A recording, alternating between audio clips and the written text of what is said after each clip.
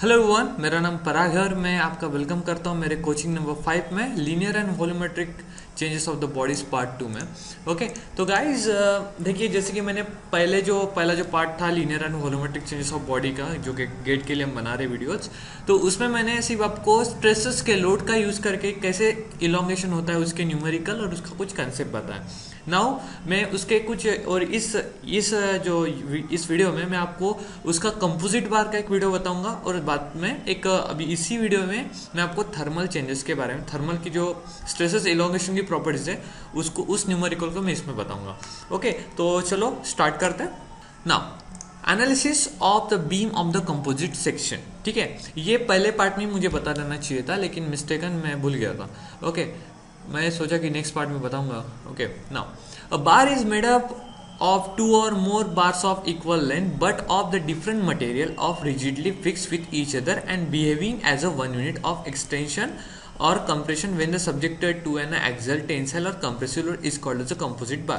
देखो, इतनी जब पटर पटर पटर पटर की है, इसका मीनिंग ये होता है कि ये जो एक सेक्शन बना है ये दो एलिमेंट से बना है लेकिन वो as a one unit as a behave करता है। इसका मीनिंग ये है। तो ऐसे जो यूनिट रहते हैं, ऐसे जो एलिमेंट्स बनाए रहते हैं उसको कंपोजिट सेक्शन बनते हैं। Composite it means that the element which is made from the more than one unit. Okay, more than one unit one single unit मतलब it is a homogeneous material, but the element which is made from the two material, more than one material, is called as a composite section. Okay, now अभी देखो इसमें क्या बोला उन्होंने, the extension और compression in each bar is equal. Okay, ये चीजें okay है। Hence the deformation per unit length. देखो, अगर आपके सेक्शन में किसी मटेरियल में कुछ ज्यादा एक्सपेंशन हो रहा है, किसी मटेरियल कुछ कम एक्सपेंशन हो रहा है एट सेम टाइम, तो उसमें क्या होगा, एक बार थोड़ा ज्यादा बढ़ेगा, एक बार कम बढ़ेगा। ठीक है, ये चीज होगी। तो ऐसा होता नहीं है। कंपोजिट सेक्शन में क्या होता है, एक्सटेंशन और कंप्रेशन सेम होता है। ठीक है, उसके बाद द टोटल एक्सटेंशन लोड और composite bar is equal to the sum of the load carried by each different material. Okay, now देखिए, अभी मैं इसके कुछ क्लैरिफिकेशन है उसको आपको क्लियर कर देता हूँ। पी हमें पता रहता है, लोड रहता है, L is a length, A1 is a area of this one first section, A2 is area of this second section, E1 is a Young's modulus of first, E2 is a Young's modulus second one, P1 is a load share by the bar one, P2 is a load share by the bar two. P is a total P, but हमें ये तो पता नहीं है ना कि P1 मतलब इसने कितना लोड लिया, इसने कितना load, that one. Q1 and sigma 1 and sigma 2 are the stresses induce in P1 के वजह से कितना स्ट्रेस इस बार में आया, कितना स्ट्रेस इस बार में, वो चीज होगी। ये ऊपर से फिक्स है। Okay, now the total load on a composite bar is equal to the sum of the load carried by the two bars. ठीक है, ये चीज मैंने भी बताया आपको P1 P2 के बारे में। P1 plus P2 equal to total P। Now the stress in bar one equal to load carried by bar one upon, मतलब मैं बार वन की बात कर रहा हूँ, कितना स्ट्रेस आएगा तो लोड अपॉन एरिया हमें पता है, लेकिन load carried by bar one equals to area of cross section of bar one. Sigma 1 equals to P1 upon A1, sigma 2 equals to P2 upon A2। Okay, अभी हमें क्या निकालना है, लोड निकालना है। तो P1 इधर आ जाएगा, हम उसको रीअरेंज करेंगे तो हमको ये मिलेगा, sigma into area. Okay, now अब क्या टोटल लोड निकालना है, दोनों के एडिशन करेंगे, सिंपल। स्ट्रेसेस इन बार हमें मिलेंगे सिग्मा 1 इंटू E1। क्यों बोलते हैं, स्ट्रेस अपॉन यंग्स मॉडुलस। ठीक है, तो ये हो गया उसका रिलेशन। स्ट्रेसेस, अगर आपको कंपोजिट बार का कुछ लोड निकालना तो इस तरीके से आपको निकालना पड़ेगा। स्ट्रेन निकालना है तो स्ट्रेस अपॉन यंग्स मॉडुलस आपको करना पड़ेगा, तो जब आपके इस तरीके से आपको लोड मिलेगा।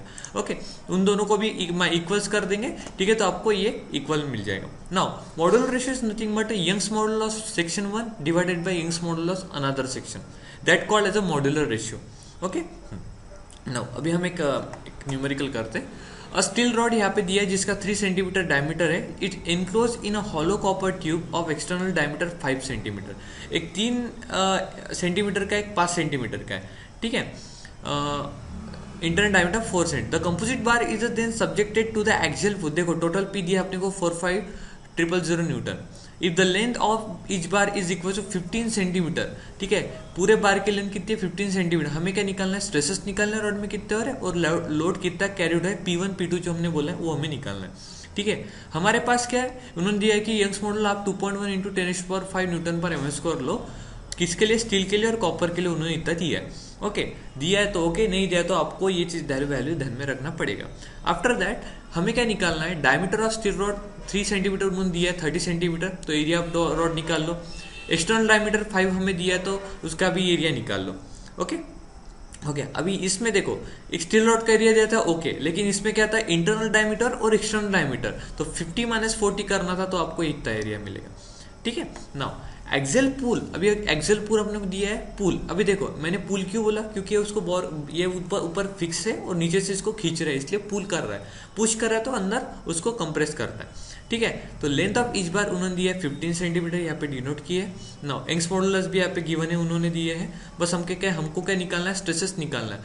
Stresses strain in steel equals to strain in the copper sigma 1। ठीक है sigma 1 upon Young's modulus 1 equals to same formula. Stress निकालना है, इसको इधर कर दो, इक्वल्स टू आपको मिल जाएगा, रिलेशन के फॉर्म में मिलेगा। ठीक है after that stress equals to load upon area आपको निकालना है, बस टोटल ऐड करना है। जैसे कि मैंने गिवन फार्मूला आपको बताया, स्ट्रेस मतलब क्या था, लोड अपॉन एरिया, उसको रीअरेंज करेंगे हम, stress into area equals to load हो जाएगा। दोनों के एड, पहला यूनिट कॉपर और स्टील के लिए दोनों को ऐड करेंगे, उनके फॉर्म में जो हमें स्ट्रेस मिले हैं हमने निकाले उनको यहाँ पे पुट करेंगे। ठीक है स्ट्रेस के फॉर्म में जो देखो यहाँ पे मैंने जो निकाला है, ठीक है यहाँ पे उसको ऐड करेंगे, हम टोटल एरिया यहाँ पे मिल जाएगा। ठीक है तो इसको पुट करना है, मतलब टोटल एरिया हमें इतना 41.77 न्यूटन पर एम स्क्वायर, हमको इतने स्ट्रेसेस हमारे स्टील में हो रहे हैं और इतने हमारे कॉपर में हो रहे हैं। Okay now load carried by each bar हमको निकालना है, तो load equals to stress into area. Okay तो load carried by each bar मतलब स्ट्रेस मल्टीप्लाई बाय एरिया आप करो। ठीक है स्ट्रेस कितना है इतना 40.79, एरिया कितना इतना, तो स्टील का आपको लोड कैरिड इतना हो गया, और सेम कॉपर क्या पे रख दो आप तो आपको यहाँ कॉपर क्या पे मिल जाएगा, या फिर कॉपर टोटल लोड में से आप इतना माइनस भी करते तो आपको इतना मिल जाएगा। ठीक है तो इस तरीके से आप कर सकते हैं, ये स्ट्रेस का ही हो गया। Now we go for a thermal one. हाँ यस एक न्यूमेरिकल है, इस न्यूमेरिकल को मैं बाद में लूंगा। ना थर्मल के बारे में अगर मैं बात कर रहा हूँ, ठीक है थर्मल में एक आपको एक चीज़ ध्यान में रखना है कि थर्मल का जो कंप्रेसिव स्ट्रेंथ का फार्मूला रहेगा या इलोंगेशन का फार्मूला रहेगा, तो उसमें delta L is a changing रहेगा। ठीक है तो ये जो फार्मूला है एक्सटेंशन और due to the rising temperature DL equals to alpha into T into L, well alpha is a coefficient of linear expansion, T is at rising temperature and L is a original length of the body. आपको सिर्फ इतना ध्यान में रखना है। ठीक है so stress upon strain equals to Young's modulus, so stress equals to strain into E, मतलब स्ट्रेन हमने alpha into T multiply by, so here strain is nothing but coefficient of linear expansion and T is a temperature which is represent the strain only.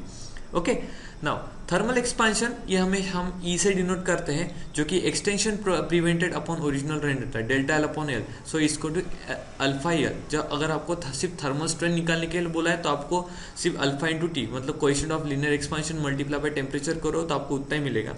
अगर strain बोल रहा हो तभी, ठीक है अगर स्ट्रेस बोला है तो आपको क्या करना पड़ेगा, थर्मल स्ट्रेन जितना हुआ है उसको आपको यंग्स मॉडुलस से मल्टीप्लाई करना पड़ेगा। ठीक है तो आपको थर्मल स्ट्रेसेस मिल जाएंगे। ठीक है अभी देखो मैं एक चीज आपको फिर से बताता हूँ, thermal stress is also known as temperature stresses and thermal strain is also known as temperature strain. ठीक है ये तो सिंपल चीज है। ठीक है ये हो गया। हाँ अगर आपको बोला कि stress and strain due to support yield अगर आपको निकालना है तो सिर्फ उसमें से आपको डेल्टा माइनस करना है, जो कि डेल्टा रिप्रेजेंट क्या करता है, कुछ जो एक्चुअल एक्सपांशन जो रहता है ठीक है वो आपको रिप्रेजेंट करता है। उसके बाद एक न्यूमेरिकल है, अ rod is 2 centimetre long at a temperature दिया है, यहाँ पे देखो लेंथ दी है, टेम्परेचर दिया है, find the expansion of the rod when the temperature is rise at, देखो टेम्परेचर 80 डिग्री सेल्सियस दिया है। If this expansion is prevented find the stress induce in a material of the rod, Young's modulus भी दिया है हमें and coefficient of linear expansion भी दिया है। ओके तो लेंथ T1 T2 हमें दिया है, देखो क्या बोला इसने फिर से देखेंगे आप, टेम्परेचर ऑफ, देखो a rod is 2 metre long at a time, देखो क्या बोलते हैं 2 मीटर का रॉड था 10 डिग्री टेम्परेचर पे, मतलब T1 हो गया अपना 10 डिग्री। उसके बाद बोलता है find the expansion of the rod when the temperature is right, देखो बाद में क्या बोलते हैं 2 मीटर था रॉड की लेंथ 10 डिग्री सेंटीग्रेड सेल्सियस पे, उसके बाद 80 डिग्री बढ़ गया तो 80 डिग्री के इसके ऊपर अपना कितना रॉड चेंज हुआ, एक्सपांशन कितना हुआ रॉड का अपने को निकालना है। यंग्स मॉडुलस दिया है तो T equals to T2 minus T1 करेंगे, मतलब 70 डिग्री इंक्रीज हुआ है टेम्परेचर। ठीक है तो हम उसको निकालेंगे, यंग्स मॉडुलस को आप कन्वर्ट कर लो न्यूटन पर मीटर स्क्वायर पे, because remaining is in centimetre metre में है।